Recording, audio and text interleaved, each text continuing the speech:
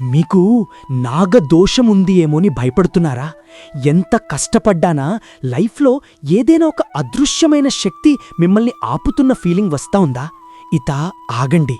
దీనికి కారణం మీరు చేస్తున్న తప్పు. మీరు దేవుడిని చూసి భయపడుతున్నారు. అయ్యో, నాకు ఏమి శాపముందో, నాకు ఏమి అవుతుందో అని దిగులు పడుతున్నారు.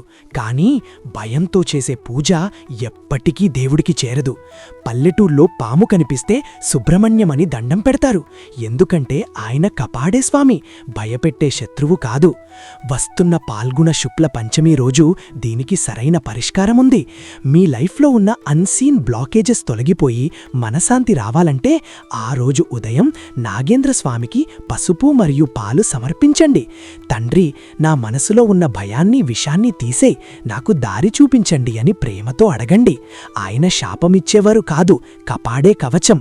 క్షీరసాగర మథనంలో ఎవరు ముందుకు రాని సమయంలో వసుకి తన ప్రాణాలను పనంగా పెట్టి తాడులా మారారు. 100 ఏళ్లు ఆ మందార పర్వతం గిర్రున తిరుగుతుంటే ఆయన శరీరం మొత్తం రచుకుపోయింది. ఆయన నోటి నుండి వస్తున్న హలాహలం ఆయనన్నే తగలపెడుతున్నా లోకం కోసం ఆ నరకాన్ని అనుభవించారు.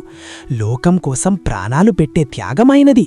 కాని మనం ఆయనని చూసి భయపడుతున్నాం. దీనిలోని సైన్స్ ఏంటి అంటే, మన బాడీలో కుండలిని అనేది పాము ఆకారంలో వెన్నుముక చివరి నుండి బ్రెయిన్ వరకు ఉంటుంది.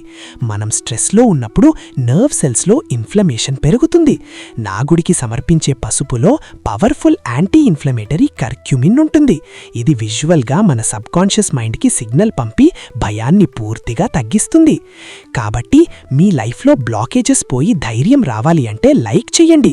భయంతో ఉన్న ఫ్రెండ్కి షేర్ చెయ్యండి. కమెంట్లో ఓం నాగేంద్ర స్వామయ్య అని రాయండి. Know the why before you worship.